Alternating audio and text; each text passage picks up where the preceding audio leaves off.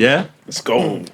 Hello and welcome back to the Shin Pad podcast, boys. I'm your host, Abs, joined as always by my boys, Will and Alvin. Welcome back. Yeah, I was so close to saying Temi again. It's just in the microcosms of my brain. I don't know what's going on. But yeah, man.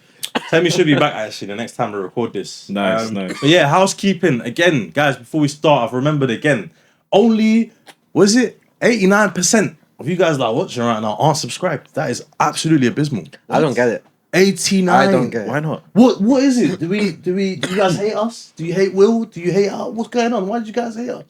Subscribe. It's nothing. Just press a button. Just press it, please. But anyways, like, share. But yeah, more than anything, I hope you guys are enjoying the pod. We're going strong. Flipping, how many episodes now? 10 episodes already out? This is our 12th episode. This is our 12th. Wow, there we go, man. 12 episodes, guys. Consistency. We've been here and we've not stopped, to be fair. So, yeah. Apart from that international breaks, we're here joining you every single week, breaking down the weekend's action, talking to you about what's in our Shin Pad, covering the FPL, our ups and downs. You know what I mean? And there's a big down this week. I can tell you that much for free, isn't there? There's a massive down. But yeah, let's get into it, boys. We'll start off. What's in your Shin Pad? Anyone got anything today, or should I get cracking with my very strange experience? Well, it's a bit unfortunate. I had something to bring, but I guess I'll try and do it as visually as I can. But I was basically gonna bring some sunglasses, and essentially I was gonna, black out the haters. You know what I'm saying? if you guys know that reference. But yeah. I know some people got to feast this weekend. Seeing a certain match. I will get into it later, but yeah, 90-minute dagger. I know. It's funny because it was actually my birthday that day as well. And the only thing I wanted was just to not lose that day. Man. It still felt like a loss. Fair, yeah. I know. A point, but yeah, that was kind of my Shin Pad. So yeah, you got the sunglasses just to block just out a visual, exactly. Yeah. Fairs. What about you, Will? What you got for us this week? For me, I'd like to present something. If you could all assist me with your imagination. Nice. It's a physical PGMO letter of apology that is to be written. Wow. Should have been written already. Yeah. Because what are these referees doing? No, and you know what? fair I'm enough. always annoyed with referees, but now you've struck me because the amount of times I have to put up with Liverpool just because we get some we get some decisions going our way here and there. But the amount of times I have to put up with Liverpool, well, who's saying Liverpool this weekend? What was that for? Our equalizer being taken out. That was bad. That was so and then, bad. And I'm not even going to talk about the penalty that was given. Like, I just thought it was so satisfying. It's so annoying. We'll get into that when it comes. Yeah, we'll get into that when it comes. Come on, guys. Away from the serious Shin Pads, I've got something that's not as serious, but it might be serious for some people. To be honest, I've got a poppy in my Shin Pad. Yeah, because it's Remembrance weekend. Not that I give a shit about any of that, to be honest. However, what I will say is, respect all the people who laid down their lives or whatever the hell it was. I was at a Sainsbury's gas station, right? So I'm going to fill up my car. I was just away on the weekend. I'm driving back. Very American, by the way. Yeah, gas station. I was thinking of what to say, petrol station. So yeah, I'm driving back now. I'm in what's it called, New Haven. I'm like, okay, cool. All over the place right now. But yeah, I'm driving back and I was like, you know what? Need some petrol. Stopped off 10:58 at a petrol station on Remembrance Sunday. And the tannoy comes on. Ding, ding. Guys, we will be observing a 2-minute moment of silence for those who have fallen. Yeah, in this time, can you please respect us in observing this? So I'm thinking, okay, cool, I'll be quiet. That's totally fine. I could be quiet and fill up my car. I could be quiet and pay money for the petrol. Fine. I go to put the nozzle in, insert the nozzle. Says on the screen, waiting for kiosk to approve. Stood there, I'm like, come on guys, approve it. Let me start filling that up. We can do this whilst the 2 minutes is going. Let's do it. Come on. No approval. I'm standing there. I look at the guy at the kiosk. He stood there with his hand on his chest, looking into the sky at some angels that aren't even there. And I'm like, brother, just let me fuel my thing so I can get the hell out of here, please, yeah? Bro, I had to wait the whole 2 minutes. I had to wait the whole 2 minutes. Just stood there, and then they said, "Thank you for your observer on the minute silence." As soon as that was done, the kiosk opens. My thing starts filling up with gas. Bro, my head was gone. My head was gone. You know, like you're just there. Yeah, you're tired. You're ready to. You want to just carry on. You just want to get the petrol and just go. And I'm just being held up. So yeah, man. This is 11 p.m. 11 a.m. So it's 10:58. I pulled up at the petrol station at the wrong time. But this is the thing, like you know, in this country, it is taken very, very seriously. Yeah. No, especially out of London in those sides as well. It's like, you know what I mean? Those kind of sides. You're 100%. Yeah. Guys painting things on roundabouts and stuff. You know what I'm saying? So it's a bit, I'm not shocked that happened to you. I'm not shocked he did that to you. No, of course not. I'm not shocked, but I was just like, you know what I mean? You got to charge it. It's a funny thing, and I thought, you know what? Yeah, slap it in my Shin Pad, a poppy for this week. But yeah, that's what's in our Shin Pad, and I will get into our fixtures for the weekend, and we'll start with the biggest game of the weekend for sure. This is the 100% the biggest game of the weekend. Manchester City 3, Liverpool 0, and I will let you say what you need to say in a second, but I just wanted to say in this game, there were some key turning points, which I feel like if they went another way, the game would have definitely maybe opened up a bit more. For sure. However, once City got that second goal, it was basically game over at that point. Liverpool. Cool. We'll go through it. Firstly, the first goal. It's before the first goal. We'll start before the first goal. The penalty. Yeah. Jeremy Doku. Lovely little amazing run, gets it past the keeper, and there's the most minuscule of contacts, but there is contact. Yeah. To be fair, there was 2 moments in which there was contact where his studs just graced his foot, and then his knee went into him as well. Yeah. Which again, if you're running at that speed, I'm not saying it's a stone waller. It's definitely not stone waller, but I can't understand why it was given. What did you think? I thought it wasn't, I don't even think it was close to a 50-50. To me, it was, because Doku is taking another step and then is going down as well late, in my opinion. And it's just the thing that I don't understand, because the referee initially doesn't give that penalty, and then VAR is saying to have a look. I'm thinking, to be fair, with that bit though, Doku, it looked like he was trying to stay up. He did try, his foot just ran into the ground because of the contact. That's why I feel like they gave it. It's a very harsh one, but I feel like Doku did try and stay up. I don't know. I think if he went down, I don't think they would have given it. If he stood up, they wouldn't have given it. Yeah. He had to go down there, to be fair. But again, I know what you mean. It's not if that went against me, I'd be annoyed. Oh, for sure. However, when you look at it from a neutral perspective, I was like, you know what? I can see why they're giving it. Bro, I've got my neutral glasses on. I'm not giving that penalty.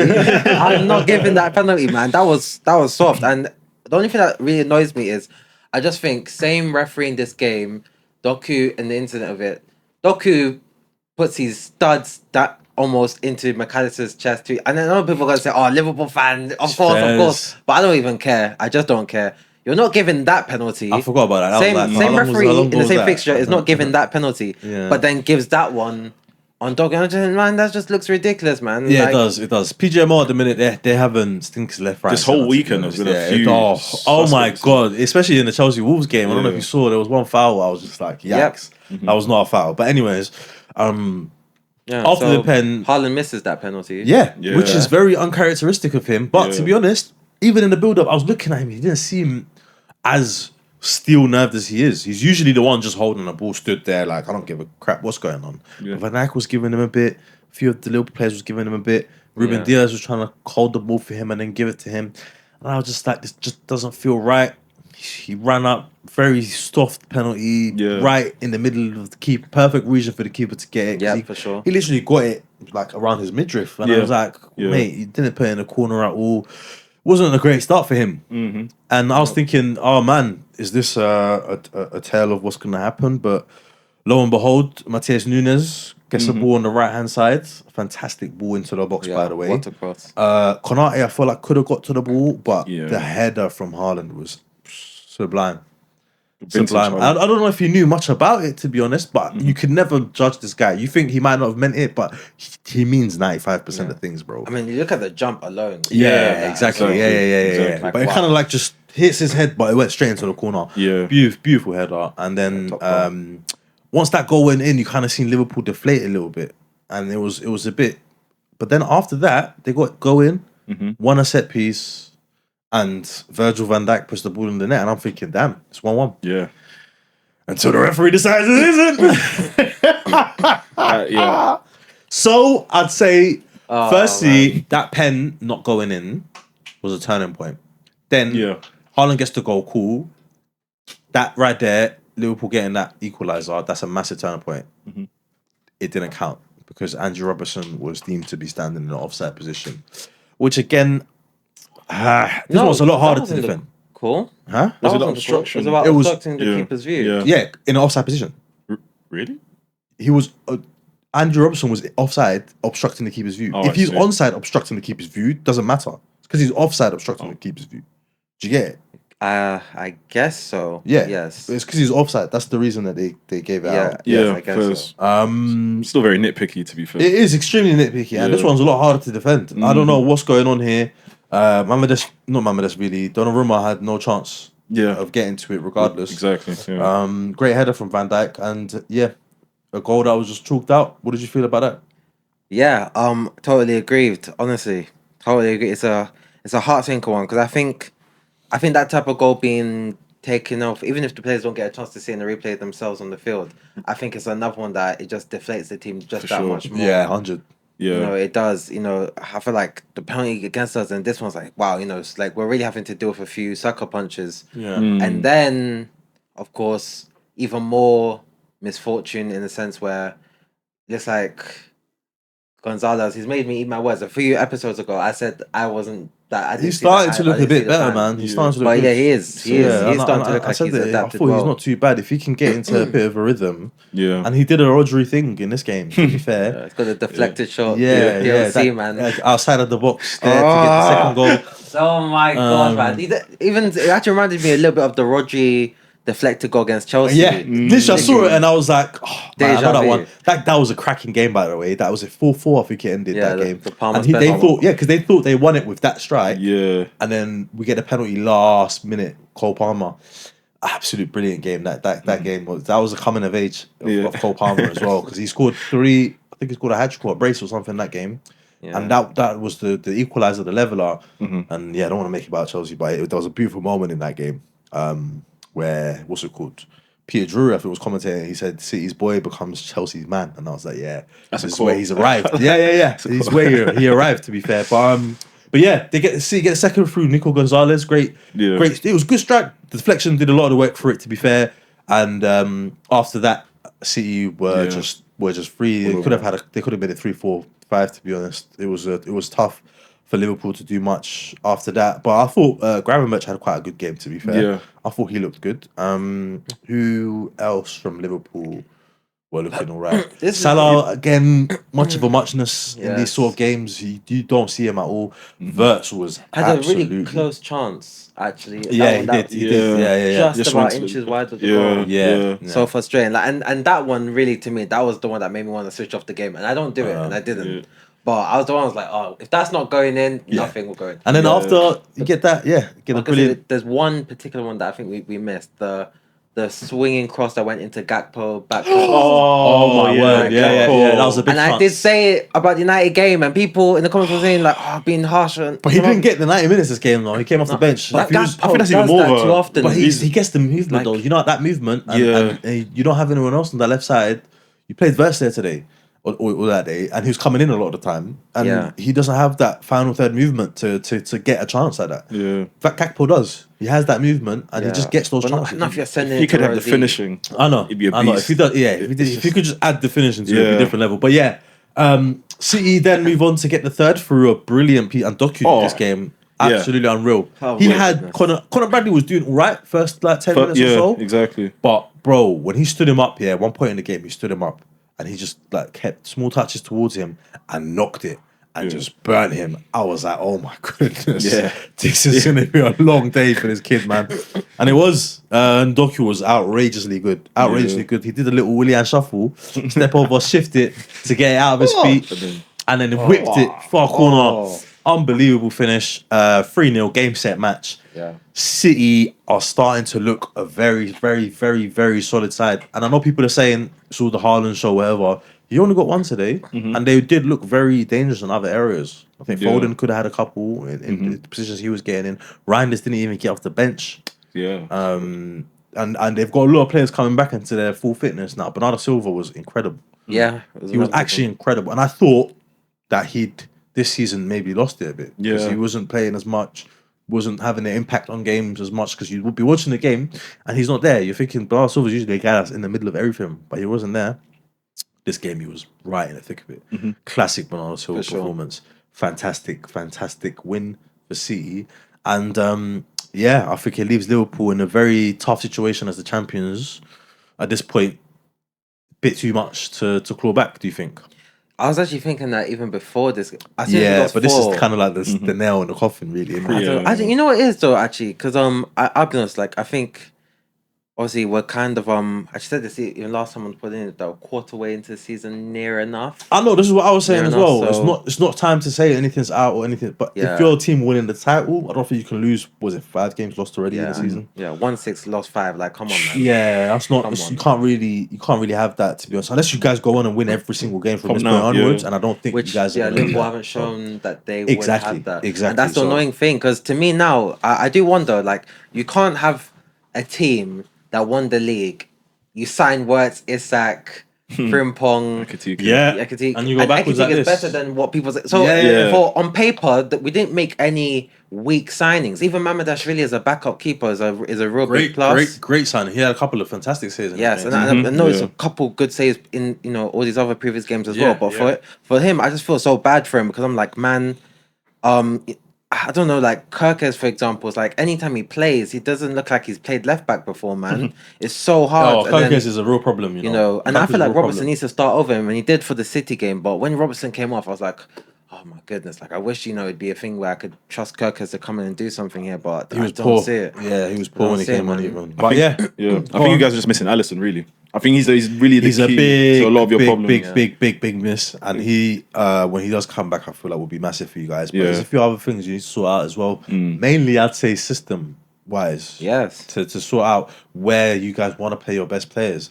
Salah being left on the periphery shouldn't be a thing. Yeah. Salah is that inside position. He needs to be within of that the box, or within 5 yards either side of that box. This is what I've actually been saying. I feel like the formation, even though he's kind of done this weird thing where the games what we actually managed to win is when he's going back to last season's system. Yeah. Which was Salah Aston Villa, Real Madrid. But then I said as well that Villa played the ball on the ground. Liverpool play better when you play the ball on the ground. Real Madrid did the same as well. Those are teams that they just don't believe in hoofing the ball up there. Yeah. Not even just like City did that, but City I think just kind of had too much City class. can mix it up though as well. City have a lot of class, but they can mix it up now. Where a couple of balls did go longer to Haaland because he can do that. A couple of balls can go in behind you because he can do that. Yeah. So, man, City, I feel like this season they started a bit shaky. But as they pick up more momentum, especially with Pep, mate, I feel like they can really push on. And let's see how things go. But yeah, tough result for Liverpool.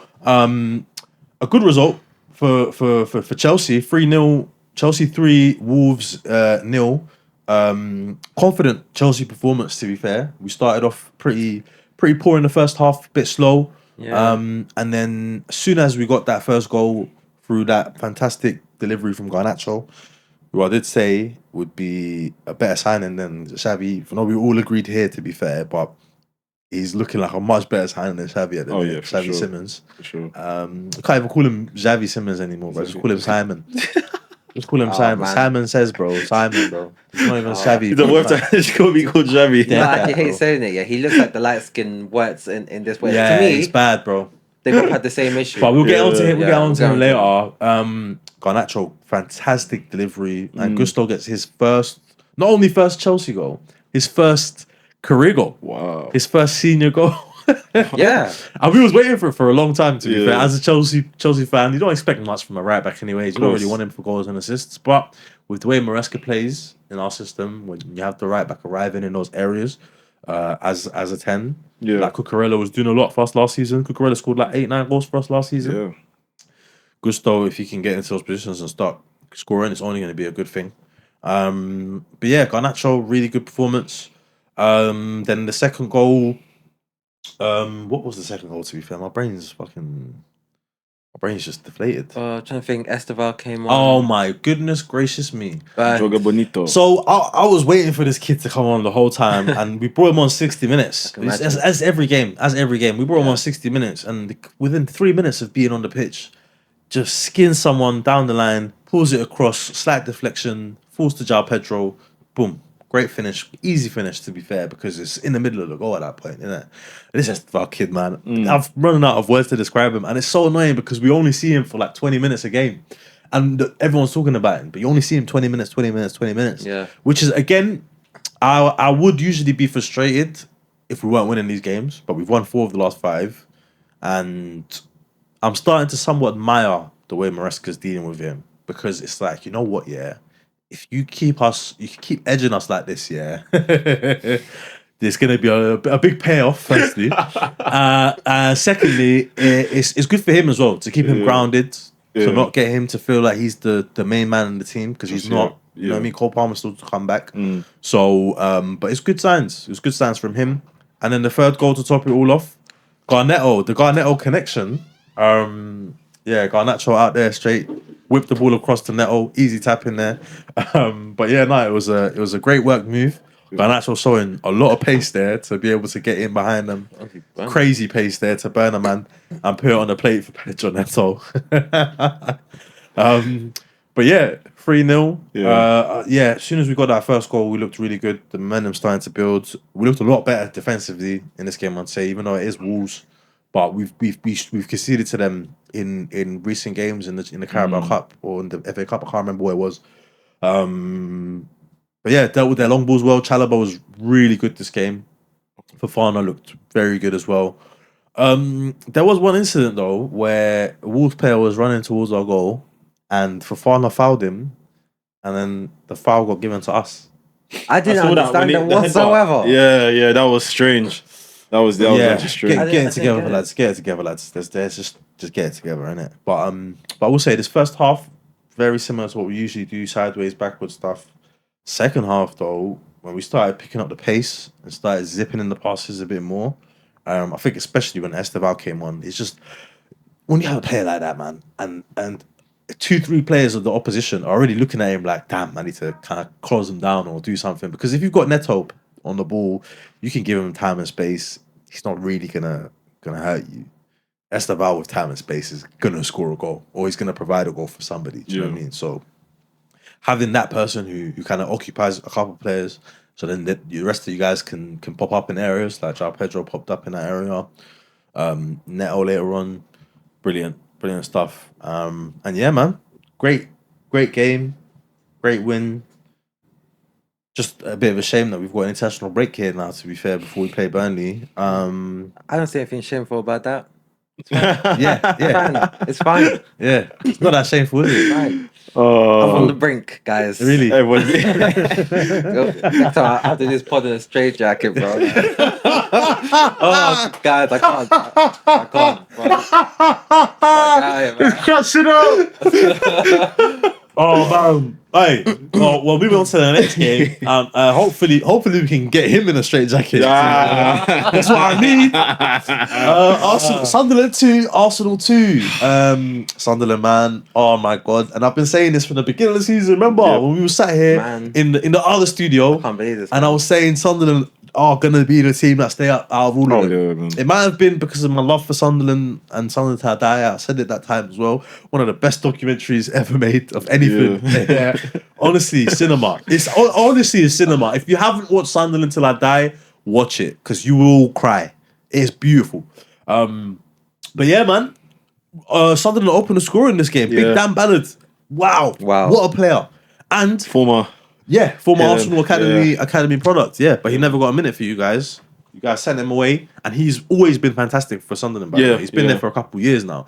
I had him on FM when he was 20, and the kid was just starting every game for me. Different level, man. And he's showing it now in the Prem. Physicality, tenacity, technical ability. Because that first goal, by the way, wow. Yeah. Roofs gets the ball. Xhaka says, send it long. He's just pointing. He says, go long. Just send it long, right? They send it up. Isidore gets the header on, drops to Ballard. What a touch. And what a finish right into the roof of the net. 1-0. Yeah. At that point, I was like, at the Stadium of Light, this is a bit of a madness. But then Arsenal get the equaliser through Saka. Marino with a nice little pass to the side. Saka had everything to do there. Beautiful touch and fantastic finish with his right foot. That's more like hard. it. You know, Exactly. That weak foot. It's a lot more like it for sure. But that's a crazy finish there, to be fair. You know, I didn't think he's done it before, but he's not had it that repetition where okay, he's got that in his repertoire. But that finish was outrageous. And I was like, you know what, fair plays to him. And then when you guys got the second through Trossard, I was like, it's just normal, whatever now, isn't it, at this point? But to be fair, what I liked in that goal was, I think, who was their guy? Mukiele was facing up Trossard, was it? Yeah. And then Trossard didn't have really the space to cut in, but Calafiori came and made a run on the outside, the overlapping run, and it dragged a couple guys away. And this is what I'm saying about overlaps, man. Against deep blocks especially. I've been saying this for so long. Just the overlap, just to create a bit of space. That's why we don't do this against guys who sit back, and it's so annoying. Create that bit of space, and Trossard still had a lot of work to do there. But crashed the ball fantastically into the top corner. And it's 2-1, and you're thinking, you know what? Yeah, at this point, Arsenal going to hold on to it. What does Mikel Arteta do? He says, Eze, come off the pitch. I'm going to bring on Mosquera. We're going to bring on Mosquera, put him as centre back. We're going to defend this lead. And then what happened? See, listen, what I will say is, Cesc Fabregas had a quote. He said, you will never see me bringing on an extra centre back when my team is up, because it invites pressure. And when you say to people, come and shoot, anything can happen in a football game. You letting people come into your box, the likelihood that they're going to score is going to increase automatically because they are in your box. Deflection, anything can happen, man. And Sunderland managed to get that fan. What a finish, by the way, by Bobby. What the hell? He was fighting. I don't know. He was fighting with Gabriel. He was fighting, tussling with each other, and he just flipped up and just managed to get a toe on it. It it. was the perfect storm. Like for Raya to turn in that moment, Gabriel and to be jostling. And then just that space is like just enough space. You couldn't score it 100 more. No. More chances to score. I will say Ballard's actual pass to Robbie was actually I think the best part of that goal. So what happened then? For me, I'm sorry, this is a bit of a different one. How did Saka come out of this game with 3 bonuses in the FPL? Surprised me. Ballard should have had the bonuses wrapped up because he made an unbelievable challenge at the end to deny Arsenal from getting the third goal. That was So FPL, wake up!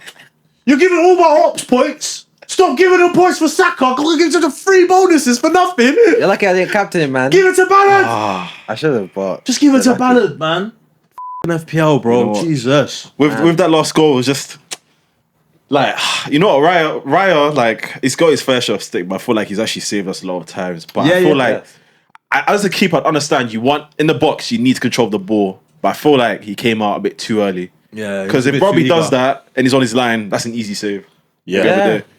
It was I don't know what magic Robbie has in the box in the 9th minute, because it happened to Chelsea as well. He's in the box, when he's got the ball, he'll just make a goal happen somehow. And it's just like 9th minute, just crashing on our box. I was just like, bro, he doesn't even start. I was not confident at all. He doesn't even start, but he's a physical beast. Yeah. And he was pushing and jostling with Gabriel there. Yeah. And that's what gave him that extra, just a little bit of space to be able to jump up and get that sort of finish off. That's why I said what a finish, because it's like such a spontaneous, improvised exactly. Finish, you know what I mean? So I was really impressed by that, and obviously impressed because Arsenal dropped points, and I was like, you know what? Finally, because I could see that there isn't like I'm not saying Arsenal can't win the title. I'm saying that there isn't like a dead set certain the way that it's been treated so far. Like it's, for example, a City. If City were in this position at this point in time 2 seasons ago, we know already the title's wrapped because we saw it 2, 3, 4 times, innit? Yeah. But yeah, man, Sunderland, man, they just know how to deal with big teams. I don't know what it is. Yeah. How many big scouts have they got this season now? Apart from United, I think they've got us. Who else did they do it? Oh no. Was it Spurs? I can't remember. No, I don't think it was Spurs actually. No. Yeah. And yeah, Arsenal, and they're starting to get a couple points together now, especially at home. I don't think they've lost at home yet, have they? Only lost one game or something like that at home. So they've got a formidable home record anyway. And yeah, looking at it, definitely going to stay up. What did you think about the game? Yeah, to be fair, I feel like this is actually, I guess aside from City, naturally, I didn't even feel this worried against Liverpool at Anfield. I feel like we had a good sense of control in that game. I feel like this is the one game where I felt like I could see a lot of our players were actually rattled. They didn't know what to do at most points, especially like Gabriel and Saliba. I've never seen them actually being worked. Yeah, like to the soil in that game, and it showed as well. I think new team into the Prem, kind of different style than you used to. Exactly. Yeah. They're very what would you say, a hustle bustle. Exactly, big hustle rough, bustle. rough and play sort of team, rough and tumble kind of play. Yeah, kind of team, and it's like look at Calafiori for example. Obviously, he's come from Syria. This is a whole new like level of physicality to him as well, and I feel like he looked out of it at some points as well.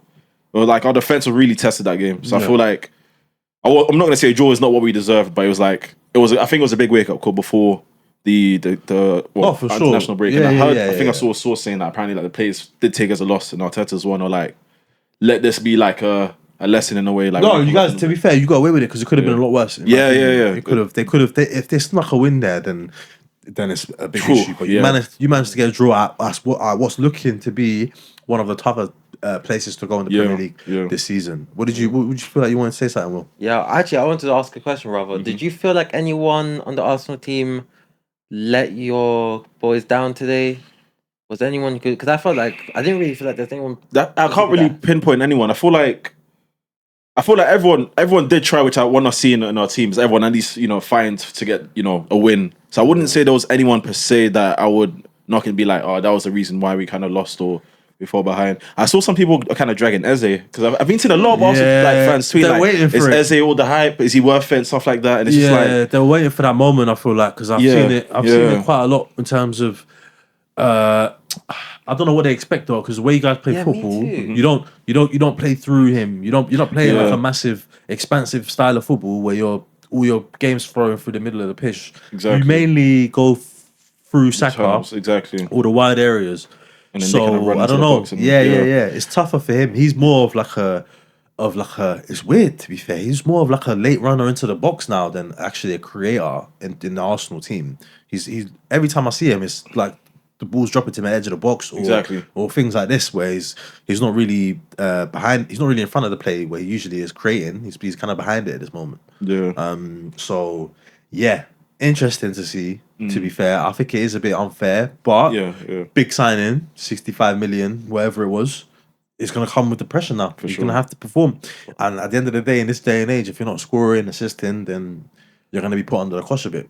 This is my issue. And I have mentioned previously, I feel like I can't shake off this feeling. This season particularly, there seems to be such an extreme lack of patience. I think I'm seeing, I keep using Ekitike as a yardstick here. The way people are hyped about Ekitike, like as a Liverpool fan, I'm not used to fans, like rival fans and everything, like appreciating players so much. Because I feel like even guys like Salah, people take every opportunity to knock him like technical. Yeah, because Salah's a dark magician. But with Ekitike, to me, I'm like, I'm even thinking how much I've even bought into it. I keep thinking, I keep getting into the psychology of it. Like, if you play really well quick, like in the first few games, everyone loves and buys into your stocks. But then when you take a time to get going, people act like, oh, you're a waste. But you signed for the way I look at it, you signed for 5 years. I even look at where it's like 6-year contract. It's like 6-year contract. Maybe some other guys got those contracts. I'm thinking these guys are not just, obviously money is money. You expect them to perform soon. But I'm like to give up on certain players or to start posing these kind of questions like Eze. Because I feel like Eze has shown his quality in multiple games for Arsenal. Exactly. I think some other teams are still waiting for guys to show up. I see Man United fans getting hyped over Cunha because he's giving them energy, but Cunha's got one GNA. Yeah. He's played in the Prem. He's injured as well, to be fair. I agree for sure, man. I know, 100. Yeah, so draw for Arsenal, one of those ones. Moving over to the other side of North London, a draw for Tottenham as well. In another big clash, the early kickoff, Tottenham 2, Manchester United 2. A chaotic game, to be honest with you. I feel like both teams went into this game looking for clarity in terms of if United can get a win here, it's like, okay, cool, we are a bit serious now because we've done a lot this season already in terms of beating a few teams, getting a few points on the board. We're on a decent run of form now.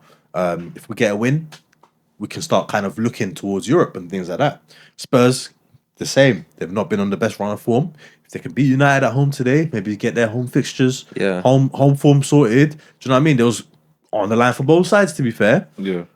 I feel like they left both sides with more questions than answers at the end of the game. Nobody deserved to win. And Exactly. Yeah. even as a rival fan, you just got to say 2-2 draw. It just made sense. Both teams got the chance to like dagger in the heart. Yeah. But nobody took it. What can you say? Great. I mean, the first goal, who opened it? Wilson Odobert, was it? With the deflected strike? Or was it Tell? Okay. I always get these guys mixed up. Tell equalised, exactly. Yeah. So Odobert opened the scoring. Was it no? Tell didn't equalise. Tell whipped it. No, Tell equalised. Tell didn't. Remember, he like celebrated. Tell did equalise. And then he's like, come back, like, so back to the centre. Good finish as well. It was 2 goals. So United took the lead. Who scored the first goal for Spurs? I think Tell. Was it Tell? Yeah, Tell was So the shot that got deflected. That's Odobert. No, Tell didn't score that goal. It was Richarlison scored it. Odobert shot shot got deflected. to Richarlison, Odobert shot into Richarlison. Yeah. So that means that Richarlison scored the second goal. Yeah. I'm so bad. All these guys are the same guy to me. Tell, Odobert, They're just molded into one. When you see them play, it's just like there's no one that stands out. Exactly. Yeah. They're both black guys with bare things going on with their hair and shit.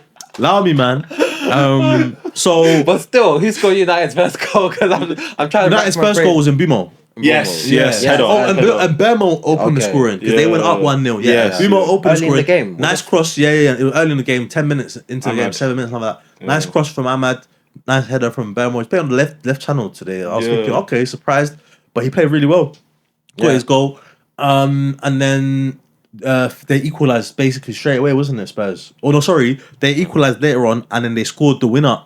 The goal to take them ahead straight away. So they equalised and they scored the go-ahead goal straight away. Yeah. Equaliser was Matisse Tell. Indeed. The deflected shot, right? Indeed. And then the goal to take them ahead was a bit of a strange one, to be fair. Great strike from Odobert, but I feel like it needed that little touch from Richarlison to correct its course, because it looked like it was just going wide or maybe hitting the post. Because when you see that Richarlison contact, it just sneaks into the near post there, isn't it? I wasn't sure why. I feel like the commentary initially was trying to give the goal to Odobert, like I think even on when the actual score sheet was updated, like Odobert, and I thought to me like that has to be Richarlison's goal. Okay, fair, yeah. It was obvious. It was obvious, to be fair. I don't know what they're especially playing if it's onside as well. And then late in the game, what's it called? They get a corner, and was it 90 plus 6 minutes? Very late. Yeah, Bruno Fernandes. Delivery. Great cross from Bruno Fernandes there, and towering header from De Ligt at the back post. Keeper had no chance, to be fair. Vicario, no chance. It's just so much power. It's just pinpoint as well. Yeah. Pinpoint. And United managed to come away with a draw there, which I feel like, they deserved for sure. Who was I impressed by in this game? Yikes. No one particularly. Bumo popped up with his goal, played well. Apart from that, Ahmad probably was the better, one of the better players on the pitch. Lamens, I like the guy. I actually like him. Sending Lamens. He's actually looking like a decent goalkeeper. I'm surprised they didn't play him sooner. I'm not sure what. You give him a couple. It's good. You can say it now, but then if he started straight away and he flopped and then whatever, you'd be like, why did they give him some time and stuff like that? So I feel like he did the right thing. Didn't start him straight away. Let him get used to the whole club and everything, and then bring him in when he's a. But they're taking L's during that time, and it was related. Yeah, it wasn't great, to be fair. It was Bayern related, so yeah. Entertaining game, but no killer instinct from either side. I feel like it could be summed up in that way, to be fair. They feel like the atmosphere was that great in this. No, game. Spurs Stadium has not been a great place for Spurs as of late. To be fair. The team comes 3 there. 3 wins actually, the least of any Premier League team this year. Wow, 3 home wins. Wow, in all comps. I heard a stat that Spurs have lost more games at their stadium, I think, than Arsenal have at the Emirates. Something stupid like that. Can't remember. Something What dumb. do you mean? Which is insane considering. Considering the Emirates opened ages ago. Like what- Something, before my maybe balls that's a dropped. terrible stat. Maybe that's a terrible Nah, stat. yeah. Maybe I've absolutely butchered that one. Yeah. But there's a stat that It's- Spurs have some stupid. No, I mean that terrible- would make sense though. Yeah, bad. But- It's a terrible, terrible. Spurs was been out in like 2017. Yeah, they have a bad record there, bro. They have a really Wow. bad record there. They've lost so many games there, man. As in they've won they've won less games than we've I've got won. no at the idea. I Emirates, heard a think. stat. I tried I to need to regurgitate. research. It This doesn't is sound interesting. right. I might have to. Yeah, it's not easy, is it? It's not easy. But I think it is close. Something like that, anyways. Yeah. But anyways, I'll be shocked if it's true. yeah. Unless you guys have got anything else to add to that one, I think we move on to our rest of the league games. We're gonna Yeah. smash through these ones a bit quicker. Start off with Aston Villa 4, Bournemouth 0. Jesus. Whoa. Yeah, I don't think anybody was expecting the thrashing that we got today. But No. I think again with these teams, the teams like Bournemouth, the teams like Sunderland, who are pushing a bit higher than where they're expected to be at the minute, it takes only a few things to derail them. Mm-hmm. Players that are on form, coming off form, a couple injuries here and there, Yep. and then things really start to fall. And we saw it with Bournemouth. Semenyo come off the boil a little bit in the last couple game weeks, and they're really struggling at the minute in terms of going forward and creating those clear-cut chances to score. Which, to be fair, they did have today to get that goal, but it didn't happen with Semenyo's penalty. He unfortunately shocking. missed it. It was a Yeah. shocking penalty, to be fair, yeah. Shout out to the people Villa, that captained him. yeah, crazy, isn't it? Oh wow. Villa were ruthless, Yeah. and they've been fantastic at home. They're at home. They're a completely different side than they are away. Honestly, They would do a performance like this actually, because I felt like the start to the season was poor. so poor that I still don't understand what they Actually changed up, yeah. Yeah, I just don't get it. No, it was poor. They didn't settle on that three behind the striker or even their striker. To be fair, they kept moving things. Yeah. They were doing this weird where they're playing McGinn wide. Marlon wasn't starting games. Digne wasn't in his form. Digne got an assist this game. I thought Digne was brilliant. Yeah. At 36 years old, the guy every season he keeps coming back and just I Even don't know more how he fresh, does it. yeah. You think that someone's come to replace I him? can't believe. How many years ago they brought in Alex Moreno to replace him? Couldn't get rid of him. They sold Alex Moreno. They brought in Ian Martin 2 years ago to replace him. Ian Martin's still on the bench. Yeah, He's man. still out here doing the mad thing, getting assists and stuff. So shout out to him. Buendia scored a cracker this game as wow. well. Fantastic What a free free kick. Yeah, it's finally getting back. Yeah. And he's that's what I was gonna say. They started him a lot more recently, Yeah. and he's starting to show His form. why they spent the money that they did on him when they did. To be fair, and I always have this like thought in my head, like how many players do you think were passed on too quickly? For example, like Buendia, now you're starting to see him thriving at Villa. How many players do you think that you had at your club for whatever reason didn't get their full chance to I see thrive? so many. Do you know what I mean? I've got a Yeah. favourites And list they've of gone that. on. Yeah. It happens, Honestly. man. But anyways, moving on to the next game. Brentford 3, Newcastle 1. And this is one I could see coming a mile off. This one was Newcastle going to Brentford at their G-Tech Stadium. I could smell it. I could smell 2-1 to Brentford, but it ended up being 3-1 to Brentford. Yeah. Brentford have got something. They have got something. We thought at the beginning of the season they lost Bumo. They lost Wissa. They lost their manager. They lost their manager, bro. Literally. Yeah, But and this Norgard, guy- the captain, And Norgard, left. yeah. Christian Norgard. Bro, Nurgle. Mate. Crazy. But yeah, this game, mate, oh my god, that first goal where they do their usual, man. Yeah. Lumping it in. Yeah. The long throw, mate. What Oh, that man. guy Coyote needs to be arrested. He's the new Liam Delap. I swear to God, have you seen it? I was actually thinking it because I watched the comp recently. I was like, if he just gets a few more, he'll enter the conversation. Yeah. I think legitimately he'll enter Bro, the he convo. rockets them, and it was a fantastic one. And then they get a little Pope scrambling. Pope. Man. Your name should be changed. It shouldn't be Pope anymore. You're not a holy figure. You demon. Flipping hell, bro. He come out, yeah. I've went my FPL. That's why I'm so pissed. He come out, yeah. okay, that He is- flapped at it. And then there you go. Shada, open goal. Come on, mate. You have to come and grab those. Be commanding in that area, man. You have to Quite command. size as well, like you'd expect. Exactly, it. mate. You'd expect that. But anyways, they go down and Newcastle get the equaliser, I'm pretty sure, pretty quickly in the second half. And great flick from Voltemada. Yeah. Yeah. Again. Brilliant. work from Barnes to chop, try and take it out. Great finish there. But then after that, they fell flat again. What's it called? A terrible defending at the back for the penalty for the penalty. The penalty is poor. To be fair, they had the what's it called? The warning earlier in the game where he came in. I actually wanted to speak about this as well. Yeah, and I wasn't sure. They gave him a yellow for diving, but he stood on his foot. Yeah. Like, I don't know if that's a dive because there's contact there. Yeah, it's for sure not a yellow for diving. Do you know what I mean? It's maybe exaggerating the contact, but there is contact. Yeah. It's not like there was no contact whatsoever. Like in another game I saw this weekend, who went down with absolutely no contact. I forgot what it was. Terrible dive. But anyways, this wasn't really a dive. Yeah. But, okay, cool. Whatever. Warning. Don't dangle your foot out like that in the box. What does he do? Ball comes over the top. Same thing, Dan Burn. And he's on a yellow. He gets a red. At that point, game's done. Thiago dispatches the penalty, as he always does. Absolutely walloped it into the back of the net. They had to take off their keeper just before the pen, by the way. For Ramsey. Eddie Howe. Eddie Howe again, it's not the first time. Eddie Howe. Eddie. It's not the first time. It's not the first time, by the way. We spoke about him last time when he took off Voltemade and I think at half time. Do you remember? Yeah. He's having a couple stinkers here, and if they carry on the way they're going, mate, PIF, get your finger out. Nah, I don't think his job is Switch him.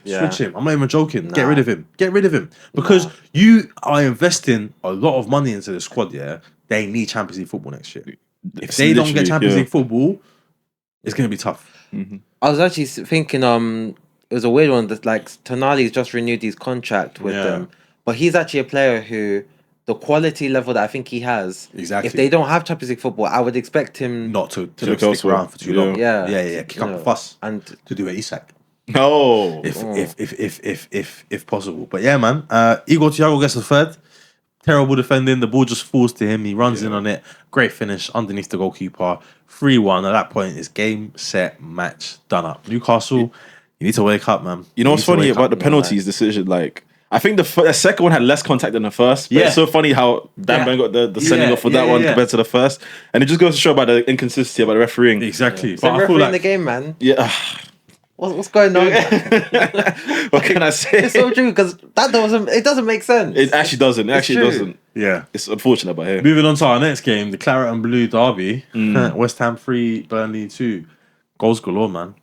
West Ham just managed to edge it there. I think they went down early on, to be fair, through Fleming, who's I don't know how many goals he's got this season. He's scoring every time I see Burnley score. It's almost him. He's not. I've had to transfer somebody out because I'm like, this guy cannot get in over Fleming. Yeah, Lau Foster. Yeah. Lau Foster. Yeah, Fleming's. I think that's his 4th goal this season. 5th goal this season. Brilliant work from him.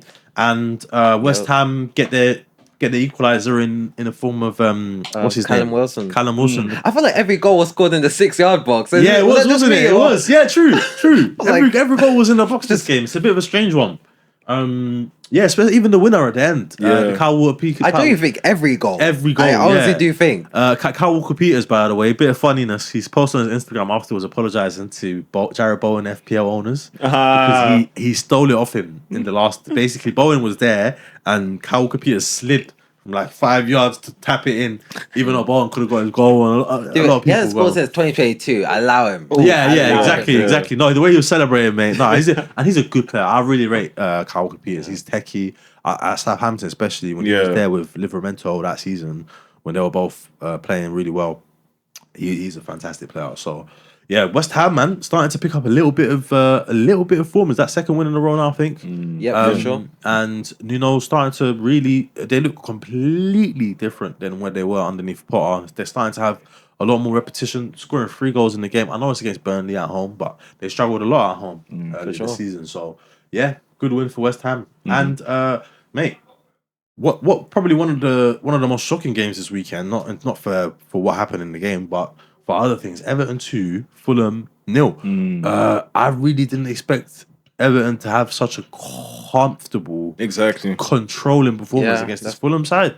And again, I don't know if I'm looking at it like, but Fulham is starting to look a little bit shaky for them. They've not won many games. I know they got a 3-0 win in the last game, but they've not won many, and they've got a lot of quality players in their team. So at a certain point, they're gonna probably even look towards Marco Silva, like, hey, what's going on here? Because Fulham, even though they're a team that usually languishes around mid-table, they're a team that has got ambition. They've been in Europe before, so I don't know. Yeah. I'm not saying that they're gonna get into Europe, but they're not above a relegation battle. I can tell you that much right now. From what I'm seeing, watching Fulham, don't be shocked if they get dragged into something towards the bottom half of the table, something a little bit sinister. Keep your eyes on that. I feel like one thing Fulham, and this could be super harsh here, but I don't feel like Fulham take it to teams that are under, and I kind of noticed it. I'm like, Fulham normally don't set up that badly against better teams. I didn't even feel like they played terribly against Arsenal the other week. They played quite well against Arsenal. We beat them, but they played quite well. But they don't take it to the teams that are in and around where they are. Exactly. I think Fulham can like get little broed. In a lot of those games. Yeah. And Everton did exactly that. Sean Dyche's side, very solid, very comfortable, very confident win. I didn't see anything. If didn't see much from Fulham, if anything, to be honest with you. And Dyche again, back-to-back wins. Everton starting to pick up a bit of momentum, and they've got some quality players in their team. Who knows, man? Let's see what Everton can do at this moment in time. I said Dyche. Moyes. Oh my god! Why was I saying Dyche? I was thinking. So I was like, he did. Was that Everton at one point? I was like, he's not there now, is he? It's cool. Because Dyche is actually at the team we're going to speak about next, Nottingham Forest. Yeah. I see you did that. Nottingham Forest 3, Leeds United 1. Leeds opening the scoring in this game through your brother. Not your brother, actually. The other guy, Mecha. I thought it was, what's his name? Okafor that scored. It's not him. It's Nemecha. The way for the explanation. Yeah. Nemecha, great goal actually. Good finish into the bottom corner. And then after that, I think Forest literally, I think this was the one where they equalised straight away. Sangare got the goal straight away. I saw the 1-0 highlight because this was on at the same time as the Palace and Brighton game or all those other games as well. Mm-hmm. Like 5 games on, that's 2:00 was there. Something stupid on the Sunday. So, they equalised straight away, Sangare, and then after that, they literally just took charge. Omari Hutchinson with a fantastic ball into the box for Gibbs White's header. I've been waiting for him to get involved in this Forest team. Exactly. That's what, again, where there was a lot of a bit of strangeness when it came to the Postecoglou appointment, and before that with Nuno even. They brought in so many guys like Hutchinson, McAtee, these kind of attacking 10s who are more creative and ball providers rather than finishers and stuff like that. And then they've been asked to play in positions where they're getting the final pass rather than doing what they're doing now with Dyche, being wide and whipping the ball into someone. Do you know what I mean?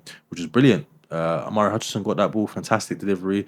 Gibbs White, second header in 2 weeks, I think. He's starting to score headers now in the box. Yeah. It's insane. And then, the last goal, the third goal, Elliot Anderson, who's been fantastic this season and deserves a goal more than anyone in the Premier League probably at this moment in time because he's been so close to scoring a lot of times. He's been so good this season. Elliot Anderson, mate, fantastic penalty to get the third. And you know what, honestly, I know it's not been that many games, but even with taking into account the end of last season as well, because I think, when did he move to Forest? Was it in January? Or was it last summer? Not of last season. It definitely didn't move mid-season. Yeah. So I think it was the summertime. It was this summer or the summer before?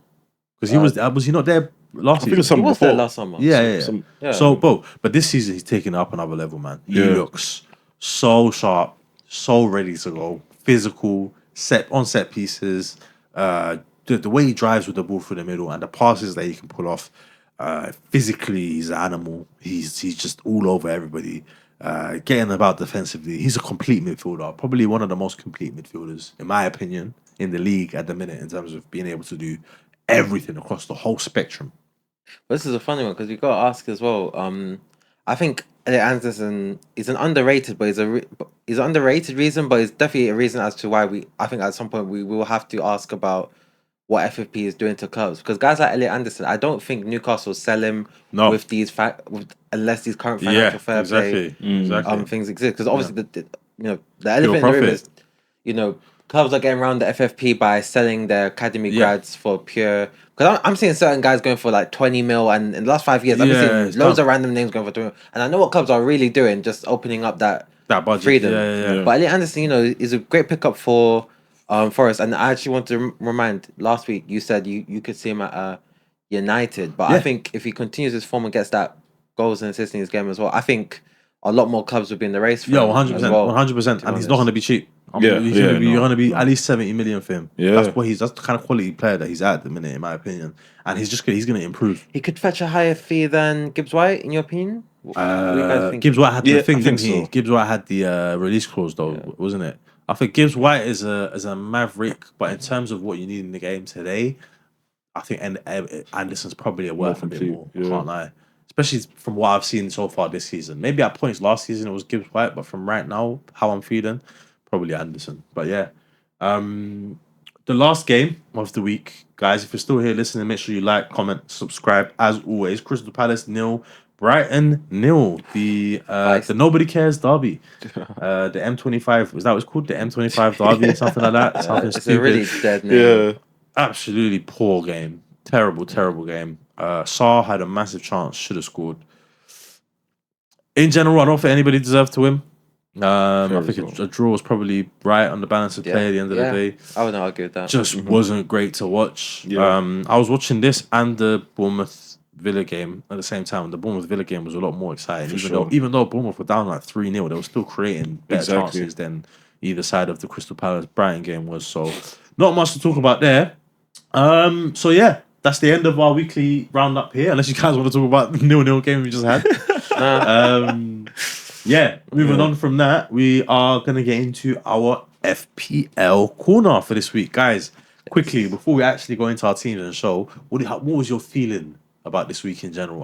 I'll start because I went away this week for Saturday night. I went down to South Downs, did some hiking, walking around, in touch with nature and these sort of things.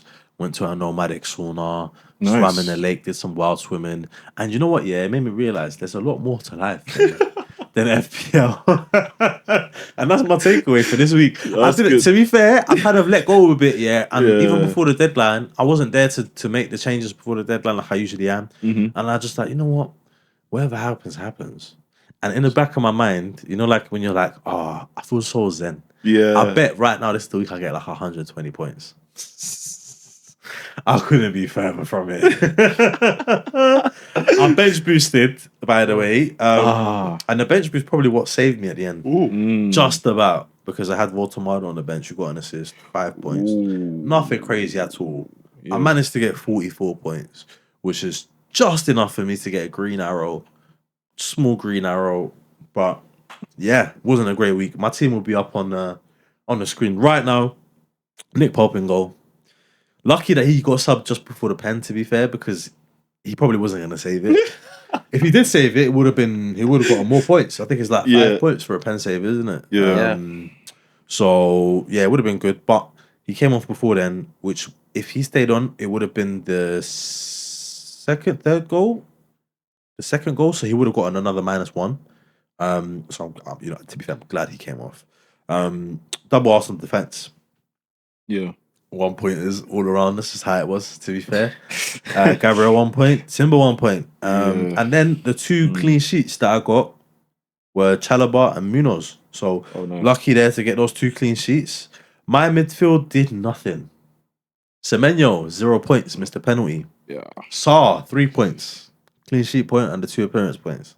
Eze, 2 points. Enzo Fernandez, Man of the Match award, had a fantastic game. One of his best games I've seen, actually. 3 points because he didn't return at all. He got nothing. Mateta, no return. Haaland got a goal but missed the pen, so only ended up with 4 points, and that's my captain. So abysmal week. And then on the bench we had Dubravka with 2 points, Voltamado with 5, Senesi with 2, and these guys all count because it's the bench boost that I played. And Reinders didn't start, and I had him on my last bench. And I was thinking, you know what, he'll come on and get 1 point. He didn't come on. So 0 points there. Wow. So I ended up with 9 points from my bench boost, which, to be fair, if I didn't have those 9 points, I would have been on a red arrow. So is what it is. bench boost out of the way. Wow. I've got 3 transfers now. First. And a lot of movement to make because I was before this week. Yeah, I think I've even got a screenshot actually of what the transfers I was going to do, just to prove to you guys the transfers that I was going to do. But yeah, before this week, I was literally going to bring in. I was going to bring in Mbumo and Creepy Junior. Here you can see there you go. Saturday the 8th of November, 11 o'clock. You can see whoever I've got in the team there. I've got Mbumo and I've got Creepy Junior there, innit? No, it can't for me, bro. You see, I screenshot it because I was like, I really wanted those 2. You see it? That's my team. I had them in there. Yeah? And I didn't make the changes. Man. And I missed out, man, on letting Bumo go and the points there. I would have definitely been I up. don't screenshot my own almost choices. Is it? Yeah, because I was like, I'm going to do this. And then I woke up in the morning and I was on the drive and that, innit? And I was just like, let it be. Terrible. What nonsense. Man. I be fuming, man. That's a big shame. Yeah, it is a big shame, but it is what it is. 44 points. It wasn't the worst I've seen this week. There was a lot worse scores I saw online for sure. So not too bad. Alvin, how did your week go, man? My week was pretty decent. Actually. Alvin's team's gonna be on screen right. Yep. Yeah. I think the only negative I could take away is I put in Tarkowski on the bench. Because like you said, I don't know. I assume Fulham were actually gonna smash and grab something, but 5 points. But Gabriel, obviously, as you expect, was going to be there, but 1 point. Senesi, 2 points. Bravka was my highest scoring keeper. Yeah. It was total 2 points. But I had a Vicario because he had 1 point, but I left him on the bench. Saka, of course, 12 points. And Mbeumo, 7 points for the goal. Semenyo, if he scored a penalty, would have been great. But Rice, cheeky 2. And then Haaland, our captain, he got 8 points. Walter Marley got 5 with the assists. And Creepy Jr. only got 1. But yeah, decent returns this week. Didn't really make... I mean, I think to be fair, I only really changed Timber for Gabriel just because I assumed Gabriel would have a little header in him or something. But yeah, I'm pretty happy with my team. In terms of changes, I wouldn't make anything drastically right now. I'll probably dance around that free transfer and see maybe towards... obviously, we have the international break, so we've got time. Injuries can happen and whatnot. And form can drop. But so far, I'm kind of content with my team. Yeah, I'll say that's good, man.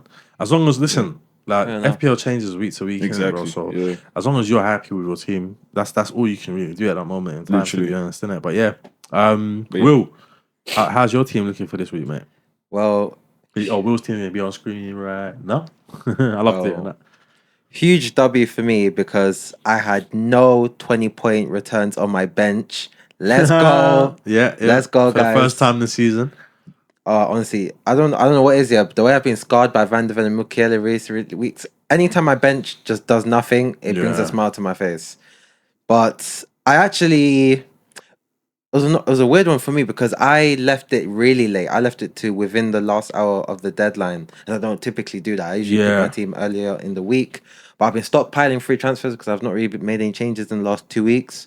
So I near enough ran with the same team as last week that gave me a very good return.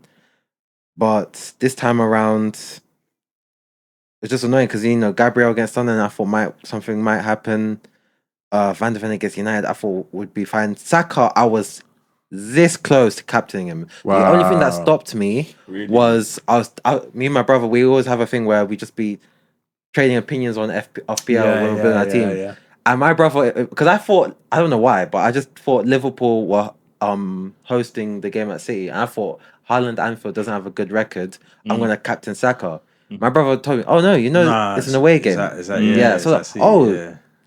I was like, and my brother was like, are you sure? And I was like, fine margins though, because another day, Haaland scores that pen, comes away with 2 goals, 3 bonus. It's plausible. Yeah, so it's a lot different. You know it's true. It's true because obviously he doesn't have the -1 as an extra. Exactly. And he probably gets bonuses at that point too. So it's true. Yeah. But I did think he would do his thing against Liverpool. I was expecting it. I was hoping it wouldn't happen. I would tell you what though, when he had that penalty, I actually said out loud, I will never ever be so happy for my captain to miss a penalty. Please let him miss. And when Mamadash really saved it, I was actually like, I don't care what score I get for FPL. So really, I can't complain. Yeah. But the problem is, today is a different day, and I'm looking at the score like, nah. Exactly. Nah. I actually did better than I didn't realize the average was that bad. I think I only just average has been realized. pretty low for the past week or two, actually. Honestly, I didn't realize. But obviously, yeah, Haaland. There, Waltermard finally does something for me. I kept the faith. Foster, I started. I don't know why. And I only did because I was gonna transfer him up. I was like, you know what? It's playing against West Ham. Just on the off chance he comes off the bench or even just does something fine. But as soon as that happened, I was like, nope, he's out. But Pickford was actually the only good bit of managing I actually did because I nearly started the Bravka, but there was something about me that just thought Pickford, Everton at home. I think somehow, some way he could do it. Yeah, So, no, for sure. Everton have been all right for clean sheets. Not too bad, to be fair. Not as great as they've been as previous seasons, but they've been all right this Honestly. year. They've got like 3 or 4, which isn't too bad in the first 10, 11 game week. So Pickford, especially, he can make a lot of saves as well. We've seen him save penalties. So man, he's a good pick for sure, man.